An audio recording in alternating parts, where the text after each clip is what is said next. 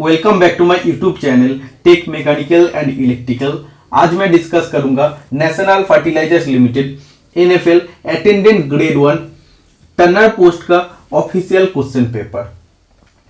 Question paper सभी student के पास है, लेकिन इसका डिस्कशन यूट्यूब पर करना है क्योंकि काफी सारा स्टूडेंट बोलता है सर इसमें क्या गलत आंसर है, और इसका प्रॉपरली आप एनालिसिस कर दीजिए। इसीलिए मैं अब सभी स्टूडेंट के लिए आज का पेपर का डिस्कस करूंगा। पेपर में टोटल आपको 100 टेक्निकल क्वेश्चन पूछा गया था, टोटल 100 टेक्निकल क्वेश्चन पूछा गया था। आज इस क्लास में मैं 50 टेक्निकल क्वेश्चन का डिस्कस करूंगा। आज का वीडियो पार्ट 1 है, ठीक है।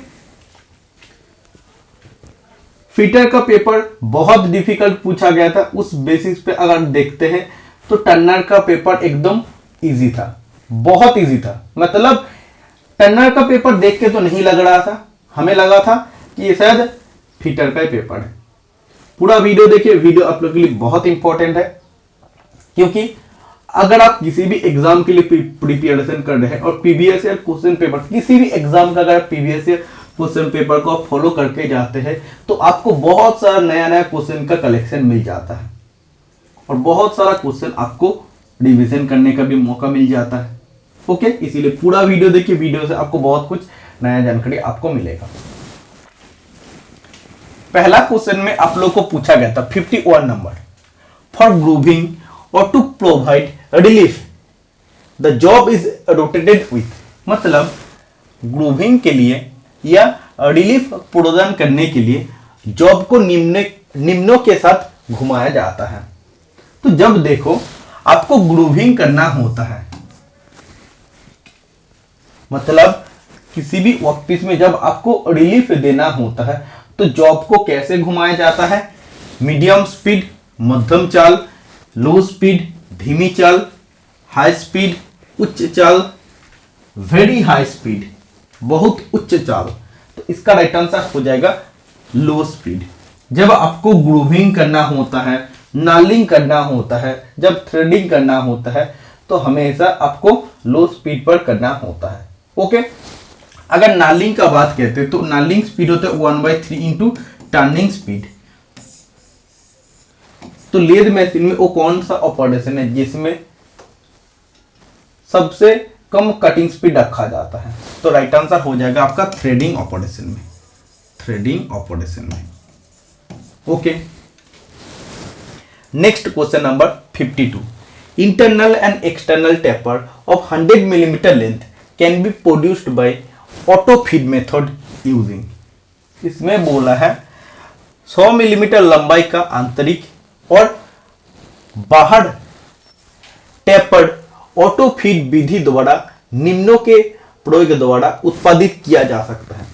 जब आपको 100 मिलीमीटर का इंटरनल या एक्सटर्नल टेपर आपको ऑटो फीड के माध्यम से आपको काटना होता है तो तब कौन सा मेथड आपको फॉलो करना है, कौन सा टेपर टर्निंग मेथड आपको फॉलो करना है? 4 ऑप्शन है, compound slide method, taper turning attachment method, tell stock offset method, form tool method. देखिए कंपाउंड स्लाइड मेथड, इससे हम लोग इंटरनल एक्सटर्नल टेपर काट सकते हैं, लेकिन हम लोग छोटा टेपर काट सकते हैं। मतलब टेपर लेंथ आपका छोटा होगा, टेपर एंगल आपका ज्यादा हो सकता है, कोई दिक्कत नहीं। इसीलिए तो हम लोग बोलते हैं ना कि स्टीप टेपर काटने के लिए compound slide STEP, steep taper काटने के लिए कंपाउंड स्लाइड मेथड हम लोग यूज करते हैं। ओके, मतलब कम लंबाई में ज्यादा डिग्री ऑफ टेपर को हम लोग स्टीप टेपर कहते हैं। टेल स्टॉक ऑफसेट मेथड से हम लोग एक्सटर्नल टेपर, एक्सटर्नल थ्रेड काट सकते हैं। तो इस हिसाब से राइट आंसर आपका हो जाना चाहिए टेपर टर्निंग अटैचमेंट मेथड। इससे हम लोग इंटरनल एक्सटर्नल टेपर काट सकते हैं, लंबाई में काट सकते हैं और ऑटो फीड भी हम लोग इसे दे सकते हैं। क्वेश्चन नंबर 53 में आपको पूछा गया था, देखिए मेरा पास मैशिनिस्ट का पेपर है, वेल्डर का पेपर है। जब हमें टाइम मिलेगा धीरे धीरे मैं डिस्कस करूंगा। मैं काफी प्रॉब्लम में हूं, 7 दिन बाद मैं आप लोग को बताऊंगा मैं किस प्रॉब्लम से चल रहा हूं। फिर आप लोग देखना कि उसी में रह के भी मैं आप लोग के लिए वीडियोस प्रोवाइड कर रहा हूं। और मैं आप लोग को ये भी बोला कि मार्च में आप लोग के लिए थ्योरी क्लास आएगा, जितना तक रिकॉर्ड हो पाएगा मैं उतना तक आप लोग के लिए रिकॉर्ड करके प्रोवाइड करूंगा अपने ऐप पर। Okay, tech mechanical and electrical app आप जरूर डाउनलोड करके रजिस्टर करके लॉगिन करके रखिएगा।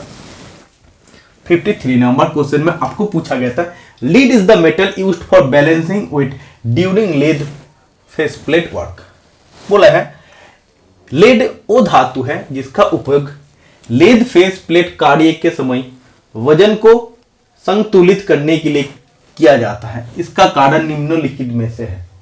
देखिए, जब आप फेस प्लेट यूज करते हैं, कब यूज करते हैं? जब इरेगुलर शेप वर्कपीस का टर्निंग करना होता है, फेस प्लेट आपको यूज करना होता है।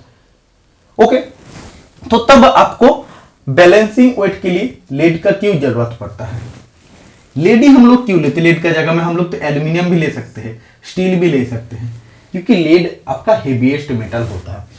ऑप्शन देखिए, most ductile, toughest, most elastic या हेवीएस्ट। तो देखिए लेड हम लोग लेते हैं क्योंकि इसका स्पेसिफिक ग्रेविटी ज्यादा होने का कारण एक हेवी होता है। Option number B right answer हो जाएगा। एनएफएल में फिटर का पेपर एक लेवल में पूछा गया था, मतलब हमको पेपर डिस्कस करने में भी बहुत मजा आया था कि नया नया क्वेश्चन हमें भी देखने को मिला था। लेकिन टन्ना का जो पेपर था एकदम इजी क्वेश्चन, एकदम पूरी इजी क्वेश्चन है, जो नॉर्मली किसी एग्जाम में, इसरो का एग्जाम में जो इजी क्वेश्चन पूछा जाता है, एकदम पूरा इजी क्वेश्चन का सीरीज इसमें आपको पूछा है, इसलिए उतना मजा नहीं आ रहा है। सब क्वेश्चन आप लोग का जान पहचान वाला क्वेश्चन है। देखिए question number 54, the most commonly used proportion of the allowing element in high speed steel is. ठीक है, हाई स्पीड स्टील में एलोइंग एलिमेंट किस प्रोपोर्शन में रहता है? आप सभी स्टूडेंट जानते हैं 18:4:1। 18 आपका रहता है टंगस्टन, 4 आपका क्रोमियम, 1 आपका वीमियम, तो ये आपका vanadium, sorry. Okay, 18% tungsten, 4% chromium and 1% vanadium. Okay, option number ए आपका राइट आंसर हो जाएगा। इसमें कितना परसेंटेज कार्बन रहता है? हाई स्पीड स्टील में 0.7% कार्बन रहता है। और इसका कटिंग स्पीड कितना होता है? सीमेंटेड कार्बाइड कटिंग टूल की कटिंग स्पीड की 3 से 4 गुना कम होता है। ये चीज आप याद रखिए। 55 number question, equally spaced hole are drilled on the body of the sine bar. One of the main purposes of this hole is to. Sine bar का बॉडी में देखना इक्वली स्पेस्ड होल उसमें दिया रहता है। साइन बार का जो body होता है उसमें इक्वली स्पेस्ड में होल ऐसे बना हुआ रहता है। तो ये होल प्रोवाइड करने के पीछे मेन कारण क्या होता है? देखिए, होल प्रोवाइड करने के पीछे 2-3 कारण होता है। एक होता है उसका वेट कम हो जाता है, क्योंकि इधर हमको उतना मटेरियल चाहिए नहीं है, तो हम लोग ड्रिलिंग करके उसे होल बना देते हैं, तो आपका वेट कम हो जाता है। सेकेंड, मटेरियल वेस्ट आपका कम होता है, क्योंकि मटेरियल उतना आपको लगता नहीं, उतना महंगा पड़ता नहीं। थर्ड, इस होल जो बनाया है साइन बार का बॉडी में, हम लोग एंगल प्लेट का साथ साइन बार को नट बोल्ट से क्लैंप कर सकते हैं। ओके, और लास्ट क्या है? इन सब पर्पस को अगर आप लोग इकट्ठा करते हैं तो इसका राइट आंसर क्या हो जाता है? इसका राइट आंसर हो जाता है आपका handle the sine bar with easy. मतलब साइन बार को इजीली हैंडलिंग करने के लिए, जब उसका वेट कम हो जाएगा, जब उसको हम लोग एंगल प्लेट पर होल्ड कर पाएंगे, उसका डेकोरेशन भी अच्छा हो जाएगा, देखने में भी अच्छा लगेगा। पूरा आपका सॉलिड था, उसमें आप होल बना दे, देखने में भी थोड़ा डिजाइनिंग आपका लगेगा। तो इन सब पर्पस को मिला के एक जो मेन पर्पस आपका बनता है, option number B right answer हो जाएगा। साइन बार को आसानी से संभालने के लिए या हैंडल करने के लिए हम लोग एक्चुअली होल प्रोवाइड करते हैं। तो option number B right answer हो जाएगा। मैं आप लोगों को बोला था जब ऑब्जेक्शन करना चल रहा था, तो मैं उसमें आप लोगों को बोला था कि इस पर आप ऑब्जेक्शन कर सकते हैं। टेलीग्राम में मैं इस क्वेश्चन को भेजा था। ऑप्शन नंबर बी बिल्कुल राइट आंसर हो जाएगा। बट पेपर में ऑप्शन नंबर ए दिया था, ये आपका एक्चुअली गलत हो जाएगा। ऑप्शन नंबर बी हमेशा हर एग्जाम में इसी को राइट मानता है। Next question number 56, which one of the following statement indicates the principle followed in turning taper by offsetting the tail stalk। देखिए, टेल स्टॉक का ऑफसेट करके जब हम लोग टेपर टर्निंग करते हैं तो कौन सा प्रिंसिपल इसमें हम लोग फॉलो करते हैं? तो अगर आपको नॉर्मल टर्निंग करना होता तो वर्कपीस को लेद एक्सिस के साथ अलाइनमेंट रखना पड़ता और टूल को भी लेद एक्सिस के पैरेलल आपको मूव करना होता, तब आपका प्लेन टर्निंग होता। लेकिन जब आपको टेल स्टॉक ऑफसेट करके आपको टेपर टर्निंग करना है तो लेद एक्सिस जो है उससे आपको वर्कपीस का एक्सिस को या एक्सिस अलाइनमेंट को थोड़ा हटाना पड़ेगा।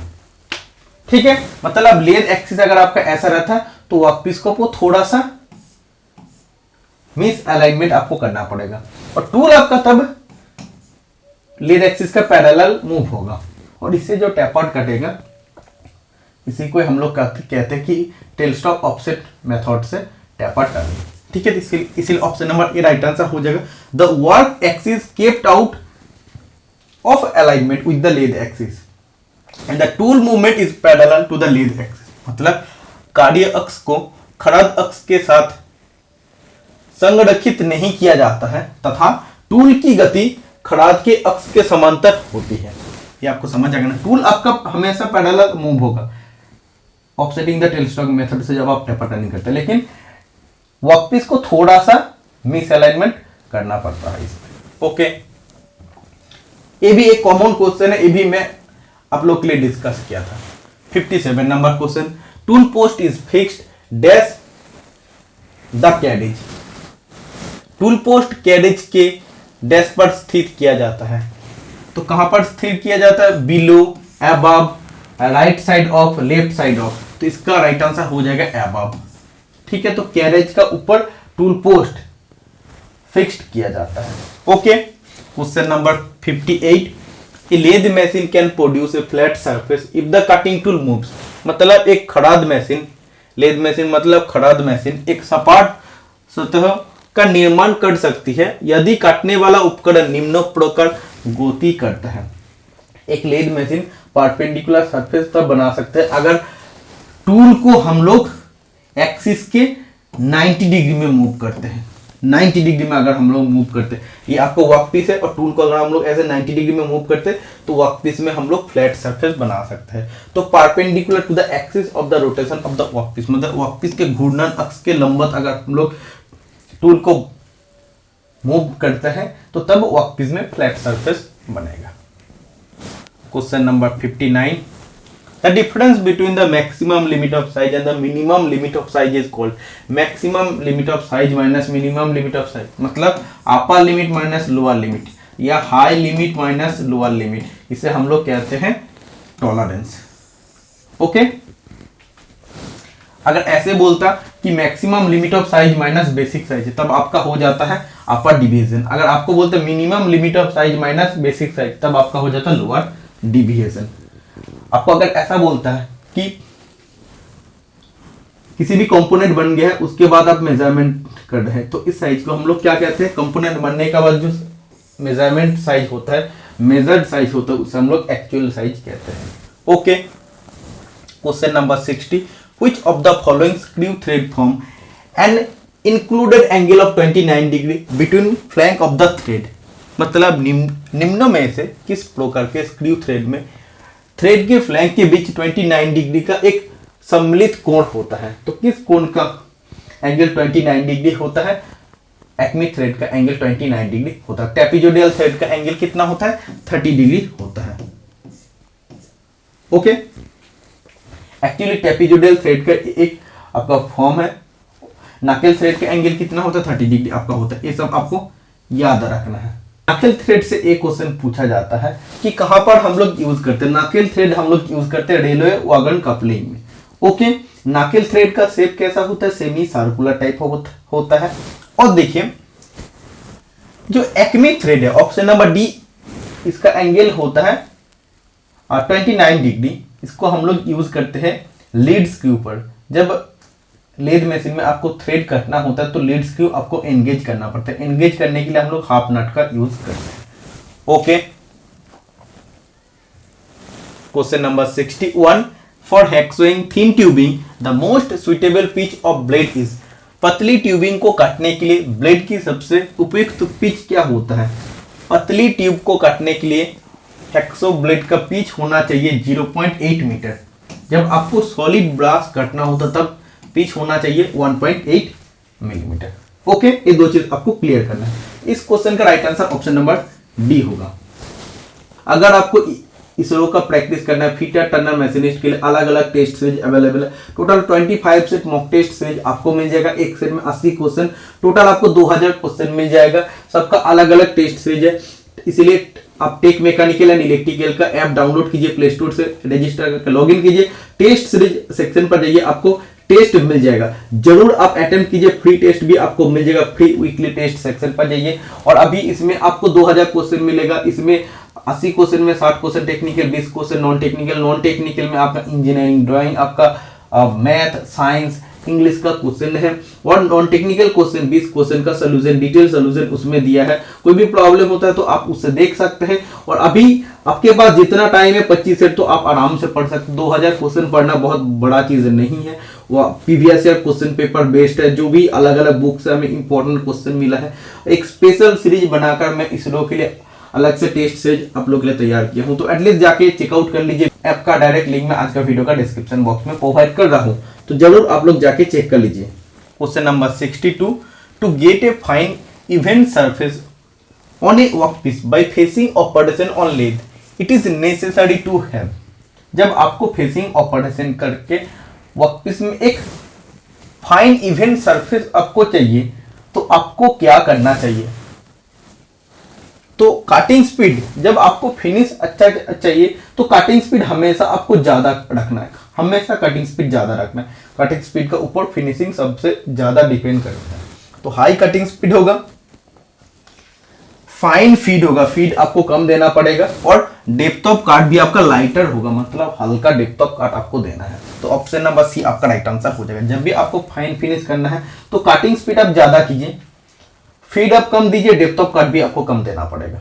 ठीक है, सिर्फ आपका फेसिंग में नहीं, टर्निंग में भी सेम होता है, मिलिंग में भी आपका सेम होता है। ओके, मैं आपको बोला कि एकदम इजी क्वेश्चन पूछा, देखिए सब जितना भी क्वेश्चन आज का क्लास में सब आपका इजी है। 63 number question, which part of the vernier caliper is used to measure the depth of an object of a hole. Vernier caliper के किस भाग का उपयोग किसी वस्तु या छेद की गहराई को मापने के लिए किया जाता है?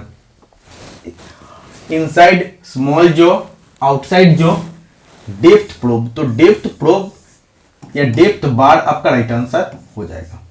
डेप्थ बार से हम लोग किसी भी होल का डेप्थ मेजरमेंट कर सकते हैं, जिसका लिस्ट काउंट होता है 0.02 मिलीमीटर। 64 नंबर क्वेश्चन, देखिए वर्नियर कैलिपर किस धातु से बने होते हैं? इन्वर्ट स्टील से बने होते हैं। इन्वर्ट स्टील में 36% निकेल होता है, लो कोएफिशिएंट ऑफ एक्सपेंशन होता है। The cutting speed is 120 metre per minute and the diameter of the work is 80 millimetre. Calculate the RPM. आपको आरपीएम निकालना है, revolution per minute. RPM is equal to आपका होता क्या? Cutting speed into 1000 upon pi into D. इस formula में value को आप पुट कर दीजिए, 120 इंटू 1000, नीचे आपको 3.14 लिखना है और डी का वैल्यू 80 दिया है। कैलकुलेट कर लीजिए, कैलकुलेट करने के बाद जो भी आंसर आएगा, मे बी मैं अभी याद नहीं है, जो भी आंसर आएगा वो आपका राइट आंसर हो जाएगा। ओके, देखिए 65 नंबर क्वेश्चन, यूनिफॉर्मली इंक्रीज और decrease in diameter along the length of the cylinder is called. मतलब बेलून की लंबाई के अनुदिश व्यास में समान रूप से वृद्धि या कमी को हम लोग क्या कहते हैं? तो देखिए किसी भी आपका सिलिंड्रिकल पार्ट था, उसमें अगर आपका यूनिफॉर्मली डिक्रीज हो रहा है या कभी यूनिफॉर्मली अगर आपका ऐसे पहले था, अब सॉरी मैं बना देता हूं, ऐसे था, तो यूनिफॉर्मली देखिए ऐसे अगर आपका हो रहा है, कभी डिक्रीज हो रहा है या कभी इंक्रीज हो रहा है, इसे हम लोग क्या कहते हैं? समान रूप से जब सिलिंड्रिकल पार्ट में ऐसे आपका इंक्रीज होता है डायमीटर और डिक्रीज होता है, इसे हम लोग टेपर कहते हैं। इसीलिए मैं आप लोगों को बोलता हूँ निमी बुक फॉलो कीजिए और एशियन पब्लिकेशन बुक फॉलो कीजिए। इन बुक से अगर आप पढ़ते हैं तो ये सब क्वेश्चन आप लोगों के लिए बहुत इजी होना चाहिए। और आप लोगों के लिए थ्योरी क्लास भी आएगा, theory class tech mechanical and electrical app पर आएगा, मार्च में आएगा, मार्च 2025 में। ओके, तो टेपर राइट आंसर हो जाएगा। 66 नंबर क्वेश्चन में आपको पूछा गया था in M function miscellaneous function, miscellaneous M03 में, M03 का मतलब होता है स्पिंडल रोटेशन क्लॉकवाइज, स्पिंडल आपका क्लॉकवाइज रोटेट करेगा। M04 का मतलब होता है स्पिंडल रोटेशन एंटी क्लॉकवाइज, जिसे हम लोग काउंटर क्लॉकवाइज कहते हैं। ओके, एम कोड देखिए, एम कोड का M08 बहुत इंपॉर्टेंट है, ये आपका कूलेंट ऑन और M09 कूलेंट ऑफ, ये आपका बहुत इंपॉर्टेंट है। ये दो चीज, ये भी आप याद रखिए। Slight convexity is provided on the cutting edge of the chisel. The purpose of providing this is to छेनी के काटने वाला किनारे पर हल्का उभर प्रदान किया जाता है। इसे प्रदान करने का क्या उद्देश्य होता है? चिजेल का जो काटिंग एज होता है उसमें कॉन्वेक्सिटी प्रोवाइड किया जाता है ताकि वर्कपीस को काटते रहे वर्कपीस के अंदर ज्यादा धस ना जाए, इसीलिए। ओके, तो देखिए prevent digging of the ends मतलब सिरों की खुदाई को रोकना, वर्कपीस में ज्यादा धस जाने से रोकने के लिए हम लोग चिजेल का कटिंग एज को कॉन्वेक्स बना देते हैं। Option number C right answer हो जाएगा। 68 number question, a fixed steady rest is used to, एक निश्चित स्थिर विश्राम का उपयोग निम्नों के लिए किया जाता है। फिक्स्ड स्टेडी रेस्ट और एक आपका होता है ट्रेवलिंग स्टेडी रेस्ट, ओके, जिसे हम लोग फॉरवर्ड स्टेडी रेस्ट कहते हैं। फिक्स्ड स्टेडी रेस्ट का 3 पैड होता है, 3 पैड्स होता है, और फॉरवर्ड या ट्रेवलिंग स्टेडी रेस्ट का 2 पैड होता है। पैड आपका किससे बने होते हैं? फॉस्फोरस ब्रोंज से बने होते हैं, फॉस्फोरस ब्रोंज से बने होते हैं। ओके, तो फिक्स्ड स्टेडी रेस्ट और जो आपका ट्रेवलिंग स्टेडी रेस्ट होता है वो क्या करता है? वर्कपीस को सपोर्ट करता है। ओके, तो इस हिसाब से राइट आंसर हो जाएगा support long workpieces held in the chuck to operate at the overhanging end, मतलब लटकते हुए सिरे पर संचलन करने के लिए चक में रखे गए लंबे वर्कपीस को सहारा देने के लिए फिक्स्ड स्टेडी रेस्ट का यूज किया जाता है। जब आपका किसी लंबा वर्कपीस है उसका चक में पकड़ के जब आप टर्निंग करते हैं तो ओवर हैंगिंग होने का कारण क्या होगा? वर्कपीस बेंड होने का ज्यादा चांसेस होता है। तो दूसरा तरफ से आपको सपोर्ट देना चाहिए। सपोर्ट देने के लिए हम लोग बेड के ऊपर फिक्स्ड स्टेडी रेस्ट को रखते हैं। ओके, फिक्स्ड स्टेडी रेस्ट कहां पर रखते हैं? बेड के ऊपर रखते हैं। और ट्रेवलिंग स्टेडी रेस्ट, तो ट्रेवलिंग स्टेडी रेस्ट को हम लोग कहां पर रखते हैं? सैडल पर रखते हैं या कैरेज पर रखते हैं। ओके, ट्रेवलिंग स्टेडी रेस्ट हमेशा मूव करते रहता है कटिंग टूल के साथ साथ। Question number 69, which one of the following standard taper is self holding taper? निम्नों में से कौन सा मानक टेपर स्वतंत्र पकड़ने वाले टेपर है? तो क्या राइट आंसर हो जाएगा? सेल्फ होल्डिंग टेपर आपका होता है मोड्स टेपर, जो MT0 से MT7 तक अवेलेबल होता है। ओके, टोटल 8 नंबर में अवेलेबल होता है। 70 number question, A brush shaft is to be turned to a surface roughness is equal to RA value दिया 0.8 with high cutting speed. Which one of the following cutting tool material is most suitable? तो इसमें देखिए एक brush शेफ्ट है जिसे हमको surface रखना है 0.8 माइक्रोन। इसे हमको इस सरफेस रफनेस में हमको टर्निंग करना है विथ हाई कटिंग स्पीड, अत्यधिक कटिंग स्पीड के साथ। तो इसके लिए कौन सा कटिंग टूल मटेरियल सबसे अच्छा होता है? तो देखिए जो आपका कार्बाइड टूल होता है हाई कटिंग स्पीड के लिए यूज हम लोग करते हैं, लेकिन जो हाई स्पीड स्टील टूल होता है उसको हम लोग हाई कटिंग स्पीड के लिए यूज नहीं करते हैं। हाई कटिंग स्पीड में हाई स्पीड स्टील टूल जल्दी घिस जाता है, ओके, जल्दी खराब हो जाता है, लेकिन cemented carbide tool high speed में हम लोग यूज करते हैं। तो इस हिसाब से इसका राइट आंसर सिरामिक कार्बाइड आपका राइट आंसर हो जाएगा। बाकी देखिए high speed steel, high carbon steel, low alloy tool steel, इन तीन चीज का हम लोग यूज नहीं करते, क्योंकि हाई स्पीड में जब भी हम लोग यूज करते हैं तो वो आपका टूल खराब हो जाता है। हाई स्पीड के लिए कार्बाइड, सीमेंटेड कार्बाइड टूल ठीक है। ओके, और इसमें ब्रैस शाफ्ट का सरफेस रफनेस कितना बोला, 0.8 माइक्रोन आपको बोला है। Question number 71, in taper turning by tailstock offset method, the tailstock base has calibrated marking to indicate the offset in which unit are this graduation are। तो देखना इसमें बोला है जब आप टेलस्टॉक ऑफसेट मेथड से टेपर टर्निंग करते हैं तो tailstock base has calibrated marking, तो टेलस्टॉक का बेस में आपका ग्रेजुएशन होता है, ऐसे ग्रेजुएशन होता है, वो मिलीमीटर में ग्रेजुएशन होता है। ठीक है, तो कभी कभी कुछ बुक में टेपर पर फुट लिखा रहता तो गलत हो जाएगा, डिग्री गलत हो जाएगा, रेडियन मेजरमेंट गलत हो जाएगा, मिलीमीटर में ग्रेजुएशन होता है। ओके, ये चीज आपको समझ आ गया है। Next 72 number question, which one of the following is a clearance fit under the hole basis system. तो देखिए इसमें आपको बोल रहा है निम्न में से छिद्र आधारित प्रणाली के अंतर्गत कौन सा एक क्लियरेंस फिट है। अब जानते हैं ये आपका राइट आंसर हो जाएगा H7G11।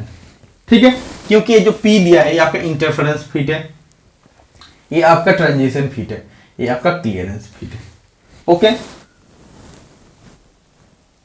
Next hole basis, hole basis मतलब आपका कैपिटल H होना चाहिए, इसलिए देखो A है। ओके, बाकी देखो कैपिटल H A है, लेकिन ये आपका P है, P मतलब आपका इंटरफेरेंस फिट है। ये आपका होल बेसिस सिस्टम है, लेकिन इसमें स्मॉल z है, मतलब ये आपका ट्रांजिशन फिट है। लेकिन ये देखो आपका होल बेसिस सिस्टम है नहीं, या इसमें कैपिटल H होगा तभी ये होल बेसिस सिस्टम को इंडिकेट करता है। लिमिट फिट टॉलरेंस चैप्टर में सभी स्टूडेंट को प्रॉब्लम होता है। मैं ट्रेड थ्योरी का लिमिट फिट टॉलरेंस चैप्टर को इतना अच्छा से रिकॉर्ड किया हूँ, अगर आप उस क्लास को देखते हैं ना तो इस चैप्टर में कभी भी कोई भी क्वेश्चन में प्रॉब्लम आपका नहीं होगा। Question number 73, the smallest magnitude that can be accurately measured using any measuring instrument is called।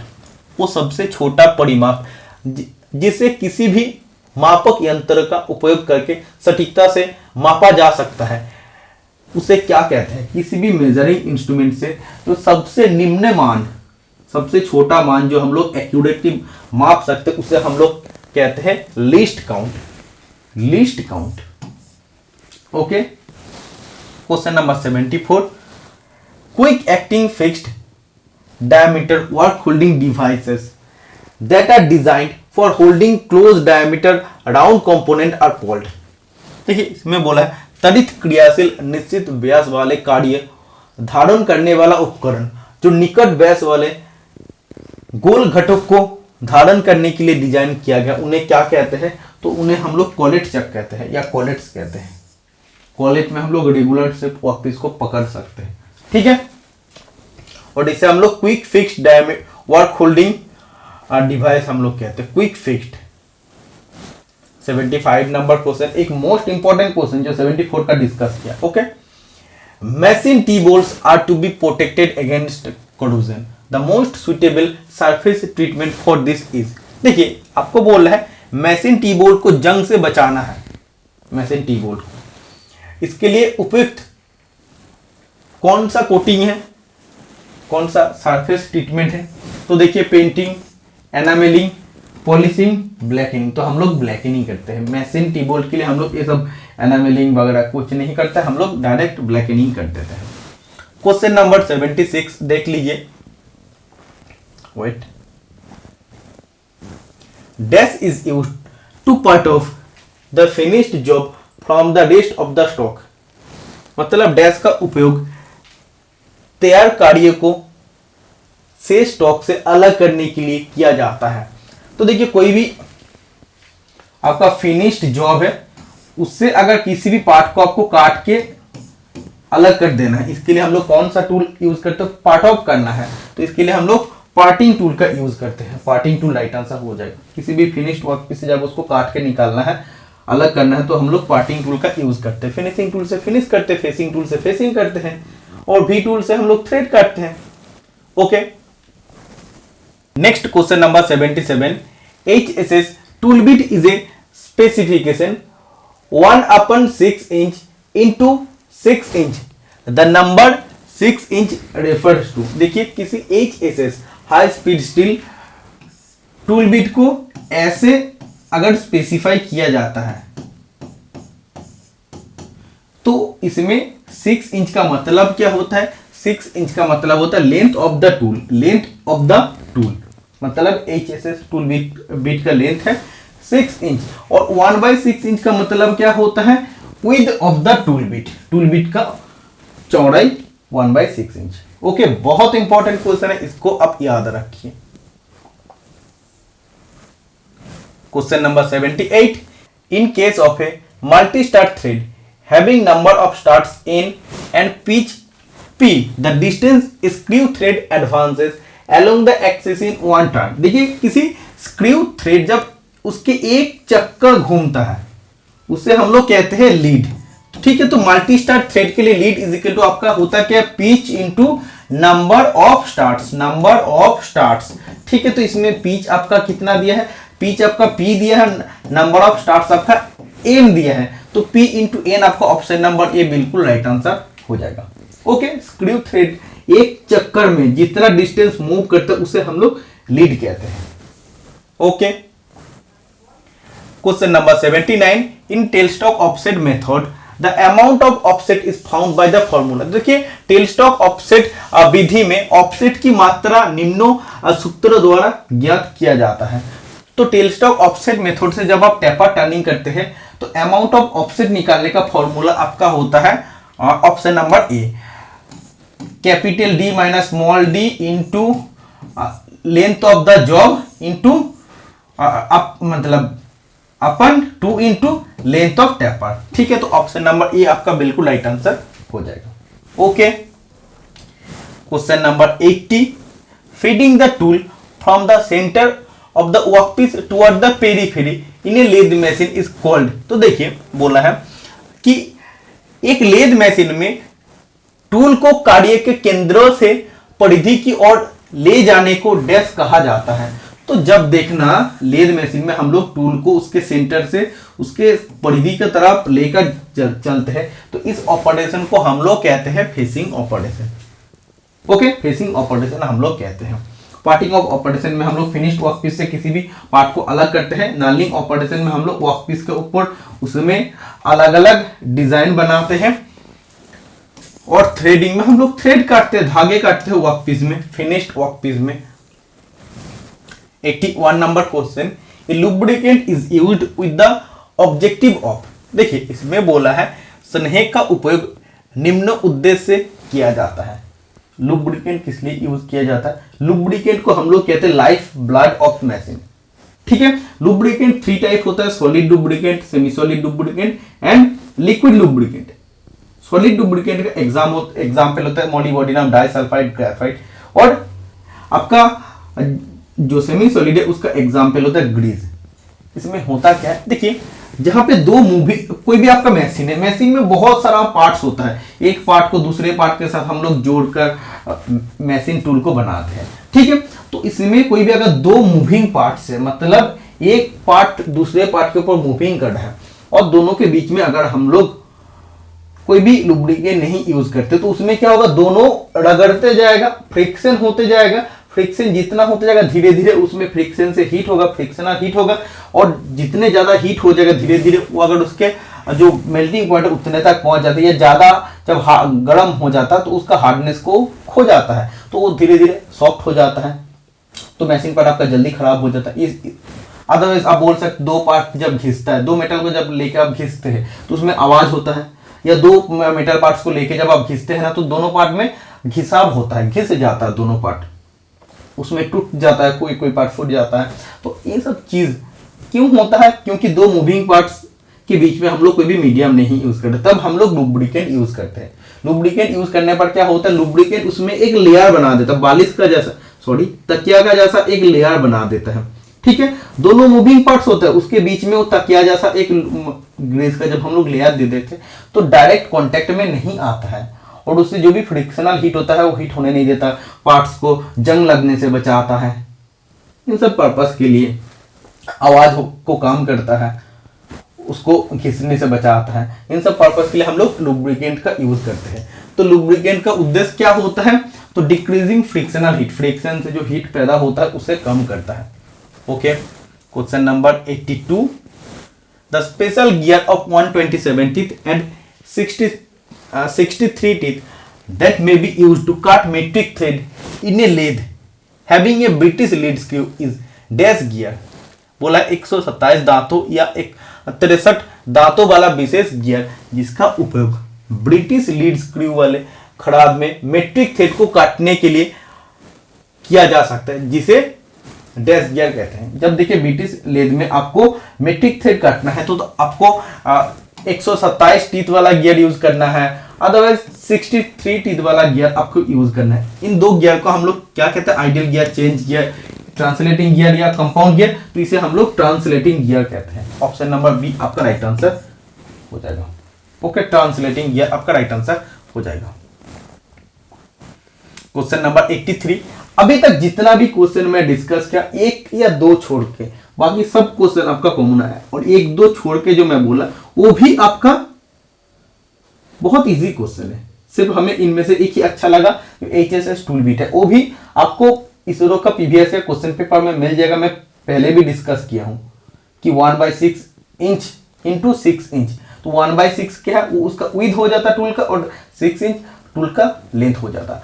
आपको अगर एग्जाम में अच्छा मार्क्स लाना है ना, किसी भी एग्जाम अगर आपको क्रैक करना है, तो टेक्निकल बहुत अच्छा होना चाहिए। बुक आप पढ़ लिए, निमी पढ़ लिए, फिटर एशियन पब्लिकेशन पढ़ लिए हैं, इसके बाद आपके पास जो प्रीतम ठाकुर का बुक है, रॉयल पब्लिकेशन बुक है, आप पढ़ लिए। अब बोलते और क्या पढ़ूं ताकि मेरा प्रिपरेशन और अच्छा हो जाए, इस वीडियो में मेरा 1-2 नंबर के लिए नहीं हो रहा है। प्रीवियस ईयर क्वेश्चन पेपर देखो, किसी भी एग्जाम का प्रीवियस ईयर क्वेश्चन पेपर देखो, उससे आपका टेक्निकल क्वेश्चन का कलेक्शन ज्यादा होगा, और जितना ज्यादा होगा देखना उतना ही आप लोगों का प्रिपरेशन और बढ़ेगा। उसी से देखना एग्जाम में क्वेश्चन कॉमन आएगा। ये जो HSS टूल बिट वाला मैं डिस्कस किया, वो भी क्वेश्चन इस वीडियो में आया हुआ था। जिसने भी देखा है, जिसने भी पढ़ के गया, उसको कॉमन आया है। ठीक है, इसीलिए जितना भी मेरा YouTube चैनल में देखना वीडियो है, मैक्सिमम सब प्रीवियस ईयर क्वेश्चन पेपर का डिस्कशन वीडियो आप जरूर देखिए। टाइम लगेगा, कुछ सीखने के लिए आपको टाइम लगेगा। नौकरी तो इतना आसान चीज नहीं है, नौकरी में आपका पूरा लाइफ ही बदल जाता है, आपका लाइफ स्टाइल पूरा चेंज हो जाता है। तो कुछ तो मेहनत आपको करना पड़ेगा, कीजिए मेहनत, 1-2 साल मेहनत कीजिए, आपको जरूर सक्सेस मिलेगा। देखिए, driving plates are used. Driving plate का उपयोग निम्नों के लिए किया जाता है। जब आप किसी भी वर्कपीस को लेद डॉग में पकड़वाते हैं, तो उसको फिर लेद का 2 सेंटर का बीच में जब आपको टर्निंग करना होता है, तब हम लोग ड्राइविंग प्लेट का यूज करते हैं। इसलिए driving shaft between centres with lathe dog, मतलब लेद डॉग के द्वारा केंद्रों के बीच ड्राइविंग सेफ्ट को डालने के लिए हम लोग ड्राइविंग प्लेट का यूज करते हैं। ठीक है, ये आपका लेद डॉग अगर होता है ना, तो लेद डॉग में हम लोग वर्कपीस को होल्ड करते हैं, और ये लेद डॉग कहां पर अटैच किया जाता है, ड्राइविंग प्लेट में अटैच किया जाता है। ओके, तब हम लोग 2 सेंटर का बीच में हम लोग टर्निंग कर सकते हैं। Next question number 84, Turner paper का सबसे इंपॉर्टेंट, सबसे इंटरेस्टिंग, सबसे मजेदार क्वेश्चन यही है। देखिए, थोड़ा सा आपको अपना दिमाग लगाना है, इस क्वेश्चन का राइट आंसर आप कर सकते हैं। कैसे देखिए, बोला what is the pitch diameter of a square thread whose diameter is 30 millimetre and pitch is 6 millimetre. एक स्क्वायर थ्रेड का पिच डायमीटर या इफेक्टिव डायमीटर आपको निकालना है। ठीक है, जिसका बोला है major diameter 30 millimetre, pitch 6 millimetre बोला है। देखिए, एक फिगर में ड्रॉ करता हूं। ओके, सबसे पहले देखो, स्क्वायर थ्रेड आपको बोला है, स्क्वायर थ्रेड। तो स्क्वायर थ्रेड का डेप्थ का फॉर्मूला क्या होता है, पिच बटा 2, तो ये आपका 6/2 हो जाएगा, मतलब 3 मिलीमीटर आपका हो जाएगा ये स्क्वायर थ्रेड का डेप्थ। देखो, स्क्रू थ्रेड का इस टॉप पोर्शन को हम लोग कहते हैं क्रेस्ट, बॉटम पोर्शन को हम लोग कहते हैं रूट। ठीक है, तो क्रेस्ट से रूट तक की डिस्टेंस को हम लोग क्या कहते हैं, हम लोग इसको कहते हैं डेप्थ कहते हैं। तो डेप्थ इसमें कितना बोला है, 3 मिलीमीटर आपको बोल दिया है।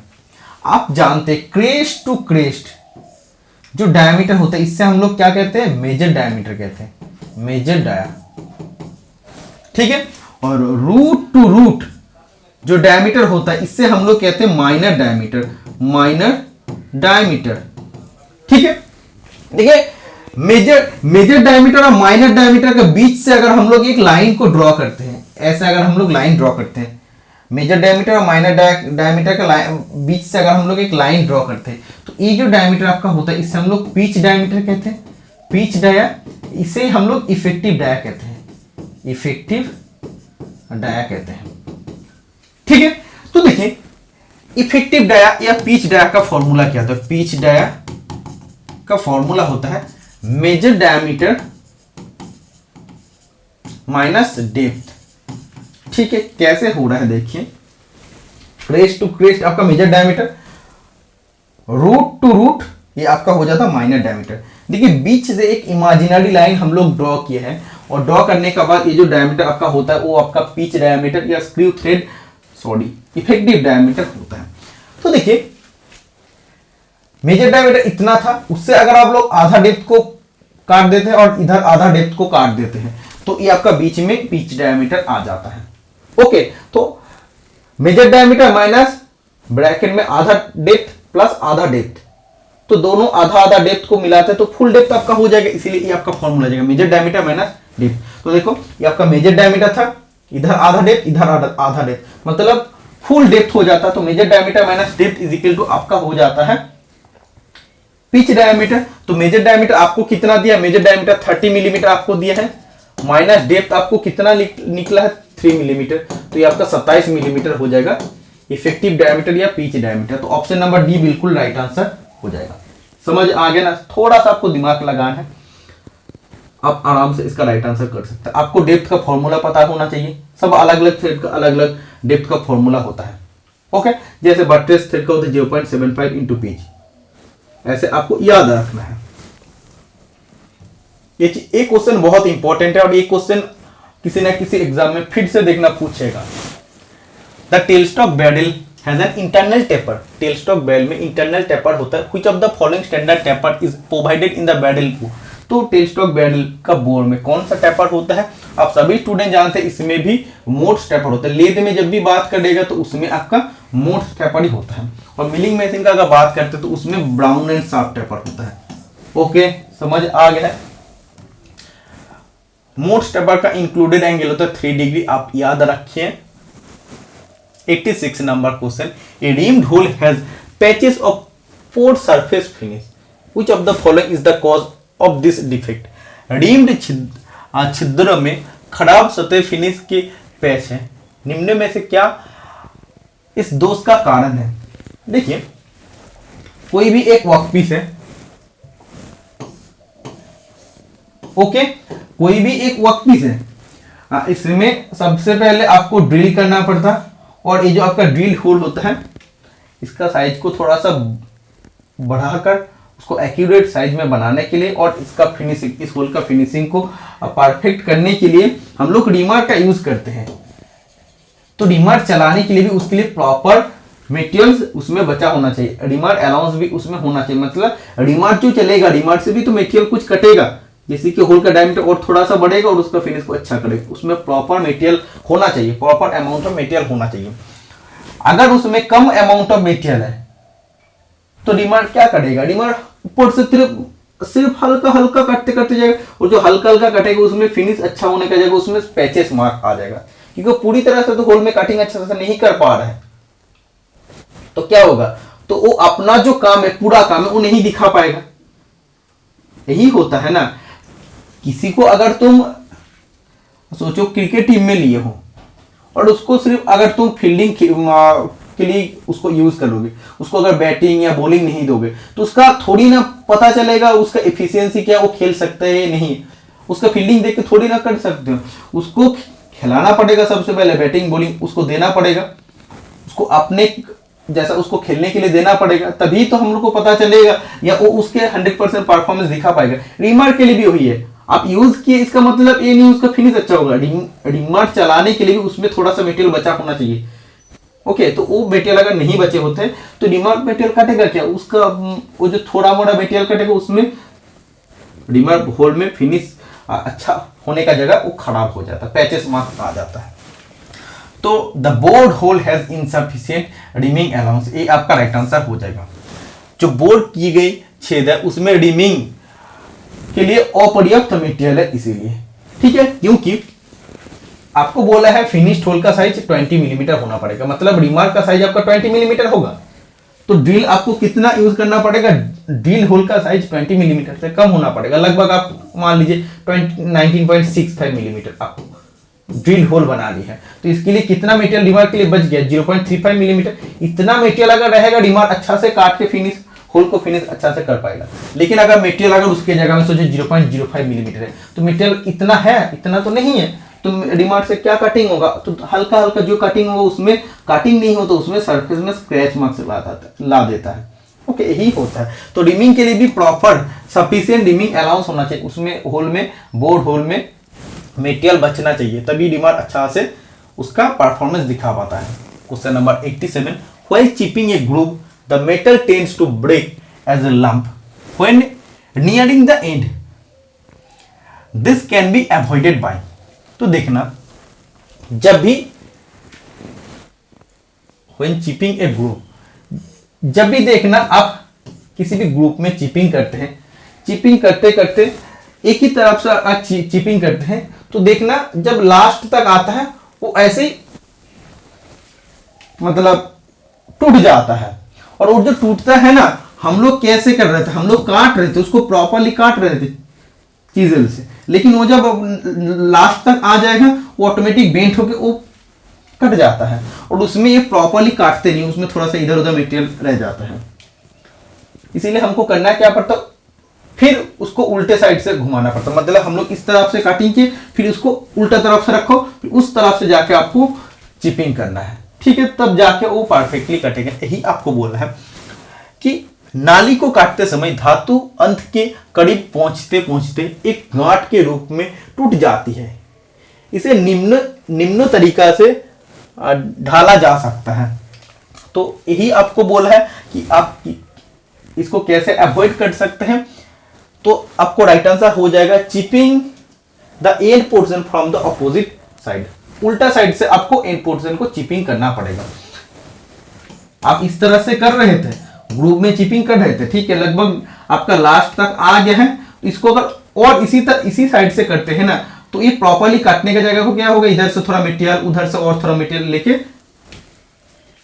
काटता है सॉरी, ये तो प्रॉपरली नहीं करता। प्रॉपरली काटने के लिए क्या होता है, आपको इसको फिर ऑपोजिट साइड में उसको उल्टाना पड़ता, फिर जाके आपको फिर चिपिंग करना पड़ता, तो परफेक्टली काटता है। Okay, option number D right answer हो जाएगा।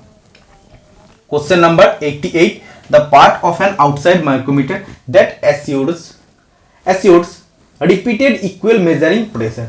तो देखिए, आउटसाइड माइक्रोमीटर का वो कौन सा पार्ट है जिससे कि हम लोग यूनिफॉर्म प्रेशर को मेंटेन कर सकते हैं।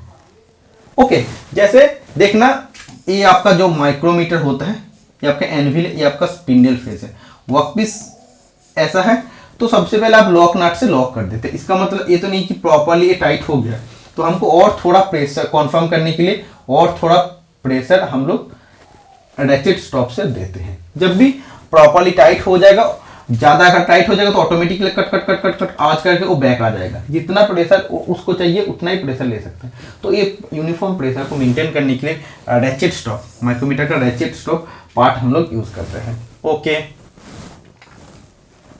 Question number 89, what is the meaning of 0 to 25। ये आपका इंच नहीं है, सिर्फ इसमें रेंज आपको दिया है 0 to 25 on the frame of the micrometer. Micrometer में देखना, माइक्रोमीटर का फ्रेम में 0 to 25 लिखा रहता है, कभी 25 से 50, कभी 50 से 75, 75 से 100। तो ये क्या है, ये एक्चुअली माइक्रोमीटर का रेंज है, मतलब क्या है, measuring range from 0 to 25 millimetre. मतलब इस माइक्रोमीटर से हम लोग 0 से 25 मिलीमीटर तक मेजरमेंट कर सकते हैं, जिसमें 75 to 100 लिखा है, मतलब इस माइक्रोमीटर से हम लोग 75 मिलीमीटर से 100 मिलीमीटर तक मेजरिंग कर सकते हैं। वो मेजरिंग उसका रेंज होता है। ऑप्शन नंबर 6 राइट आंसर हो जाएगा। Okay,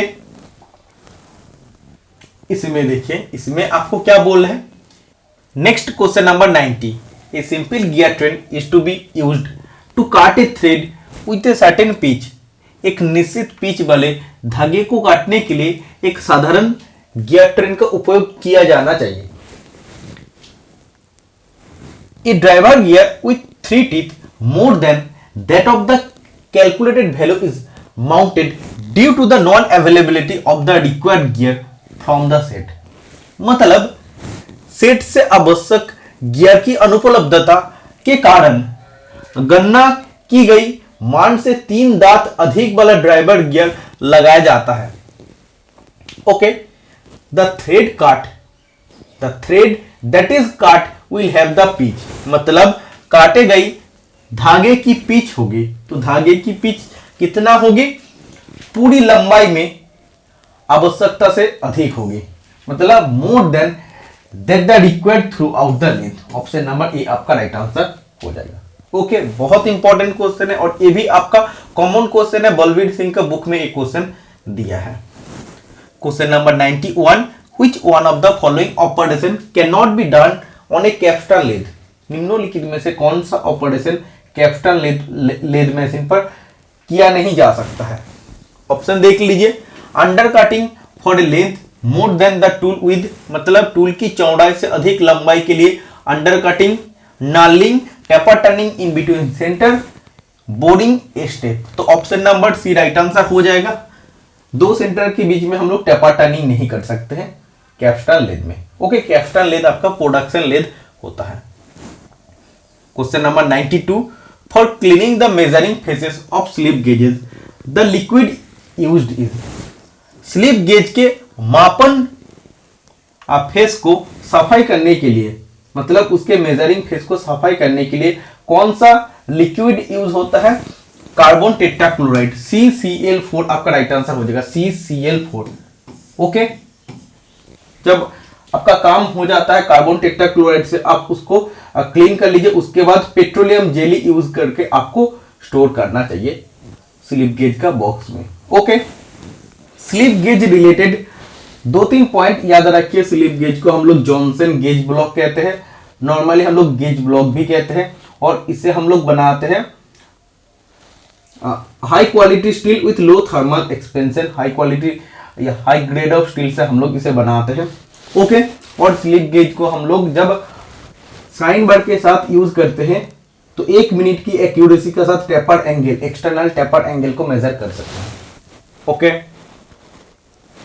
question number 93, what is the formula to determine the width of the crest in an acme thread where n is equal to number of threads per inch. ठीक है, तो आपको निकालना है width of the crest in an acme thread. तो acme thread में crest की चौड़ाई निर्धारित करने की सूत्र क्या है, तो ये आपका राइट आंसर हो जाता है 0.3707 अपन n। बहुत इंपॉर्टेंट क्वेश्चन और ये आप लोग के लिए कॉमन है, मैं आप लोग के लिए पहले भी काफी बार इस क्वेश्चन को डिस्कस किया। ओके, एक्मे थ्रेड के बारे में तो मैं आपको पहले भी बोला, which of the following parts will play a main role while threading on a centre lathe. मतलब निम्नों में से कौन सा भाग एक सेंटर लेंथ पर थ्रेडिंग करते समय मुख्य भूमिका निभाएगा। सेंटर लेंथ में जब आपको थ्रेडिंग करना होता है, थ्रेड कटना होता है, तो इसके लिए कौन सा पार्ट्स अहम भूमिका लेता है, राइट आंसर हो जाएगा आपका लीड स्क्रू। लीड स्क्रू में एक्मे थ्रेड होता है। ओके, 29 डिग्री में थ्रेड होता है, तो ये पार्ट, इस पार्ट को हम लोग एंगेज करते हैं और एंगेज करने के लिए हाफ नट यूज करते हैं और इसी से हम लोग को ऑटोमेटिक फीड भी मिल जाता है। Okay, question number 95, which one of the following gases is used in the nitriding process. Nitriding एक आपका सरफेस हार्डनिंग प्रोसेस है, जैसे आपका होता है केस हार्डनिंग, सेकेंड होता है नाइट्राइडिंग, थर्ड होता है फ्लेम हार्डनिंग, चौथा होता है इंडक्शन हार्डनिंग। नाइट्राइडिंग में हम लोग कौन सा गैस यूज करते हैं, एक्चुअली एमोनिया गैस हम लोग यूज करते हैं। कभी कभी ऑप्शन में नाइट्रोजन भी दिया रहता है, तो एमोनिया गैस का अगर कॉम्पोजिशन देखते हैं तो उसमें नाइट्रोजन और हाइड्रोजन रहता है, तो ऑप्शन में जब एमोनिया दिया है तो एमोनिया आपका राइट आंसर होगा। Okay, question number 96, the tap use to cut the thread in a blind hole is.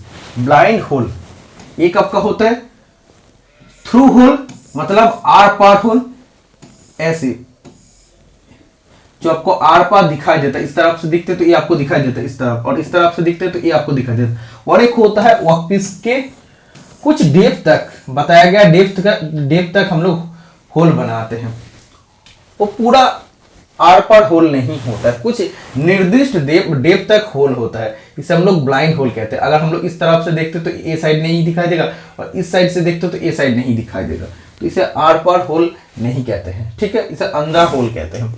तो अंधा होल पे जब आपको थ्रेड कटना होता है तो कौन सा टैप यूज होता है? बॉटमिंग टैप यूज होता है। ओके, बॉटमिंग टैप या आपका जिसको आप कहते हैं प्लग टैप। ओके, अब फर्स्ट टैप को हम लोग टेपर टैप कहते हैं, सेकेंड टैप को हम लोग इंटरमीडिएट टैप कहते हैं।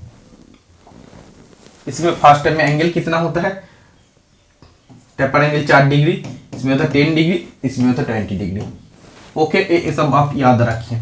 और इसको पहचानने के लिए इसमें रिंग बने होते हैं, इसके सैंक में रिंग बने होते हैं। बॉटमिंग टैप में 3 रिंग बने होते हैं, इंटरमीडिएट टैप में 2 रिंग, और टेपर टैप में 1 रिंग उसमें बना होता है। ओके, 97 नंबर क्वेश्चन में आप लोगों को पूछा गया था, which one of the following is the function of a jig boost in a drill jig. Drill jig में जिग बूस्ट का काम क्या होता है? ड्रिल जिग और उसमें जिग बूस्ट, तो बूस्ट का क्या काम होता है? It guides the cutting tool, cutting tool को गाइड करता है। ऐसे आप जानते हैं जिग का काम होता है वर्कपीस को पकड़ना, उसको लोकेट करना, ओके, और कटिंग टूल को गाइड करना। इसमें जिग का कौन सा पार्ट काम करता है? बूस्ट पार्ट काम करता है। ओके, बूस्ट को हम लोग किससे बनाते हैं? टूल स्टील से बनाते हैं। Okay, question number 98, a lathe with 4 step on the cone pulley and with back gear will have. तो एक 4 स्टेप कोन पुली है, उससे हम लोग को कितना मैक्सिमम स्पीड मिल सकता है अगर हम लोग उसे बैक गियर में एंगेज करते हैं तो बैक गियर में एंगेज करते हैं तो हम लोग को 4 डायरेक्ट स्पीड मिलेगा, और बैक गियर करने के बाद इनडायरेक्ट स्पीड आपको 4 मिलेगा, टोटल 8 स्पीड आपको मिलेगा। तो option number C right answer हो जाएगा, मतलब 4 आपका डायरेक्ट एंड 4 इनडायरेक्ट स्पीड आपको मिलेगा। ओके, 4 आपको नॉर्मली मिलेगा और बैक गियर करने के बाद आपको इनडायरेक्टली और 4 आपको स्पीड मिलता है। 99 number question, which one of the following mechanical property is the most essential for the metal to be undergo forging operation. मतलब धातुओं के फोर्जिंग प्रचलन के लिए निम्नों में से कौन सी यांत्रिक गुण सबसे आवश्यक है? जब किसी भी मेटल को फोर्जिंग करना है उसके लिए मेन प्रॉपर्टी उसमें क्या होना चाहिए? प्लास्टिसिटी प्रॉपर्टी होना चाहिए। प्लास्टिसिटी प्रॉपर्टी है क्या है? ये एक मेटल का ऐसा अवस्था होता है, मतलब मेल्टिंग पॉइंट से पहले कुछ ऐसा अवस्था होता है जिसमें वो पिघलता नहीं है लेकिन नरम हो जाता है। इस अवस्था में आप उसे जैसा फोर्स देकर जैसे उसको शेप को बदलना चाहते हो वैसे उसका शेप परमानेंटली बदल जाता है, इसे प्लास्टिसिटी कहते हैं। फोर्जिंग में plasticity condition most important. Forging करना है तो उसका प्लास्टिसिटी अवस्था में लेके जाना, प्लास्टिक अवस्था में लेके जाना, फिर उसके बाद आप फोर्जिंग कर सकते हो। Question number 100, the direction of the predominant surface pattern ordinarily determined by the production method is known as। उत्पादन विधि द्वारा सामान्यतः निर्धारित प्रमुख सतह पैटर्न की दिशा को डैश रूप में जाना जाता है। उसमें डायरेक्शन होता है, इस डायरेक्शन का हम लोग कहते हैं सरफेस फिनिश में जो डायरेक्शन आपको दिखाई देता है उस डायरेक्शन को हम लोग ले कहते हैं। तो option number B right answer हो जाएगा। तो आज का क्लास में टोटल 100 क्वेश्चन का डिस्कशन कंप्लीट हो गया। आज का क्लास में अगर हम देखते हैं लगभग 2 से 3 क्वेश्चन ही डिफिकल्ट है, मतलब कुछ अलग टाइप है।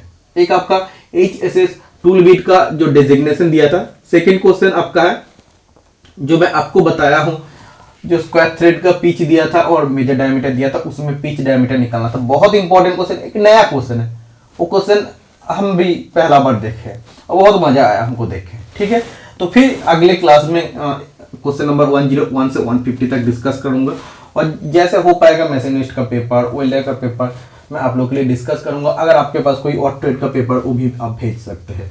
तो वीडियो पसंद है तो एटलीस्ट वीडियो को लाइक कर दीजिए। यूट्यूब में आप लोग फ्री ऑफ कॉस्ट में वीडियो देख रहे हैं तो एटलीस्ट लाइक तो कर दीजिए। मैं आप लोग के लिए जब मेहनत कर रहा हूँ तो आपको थोड़ा सा मोटिवेट करना चाहिए हमें।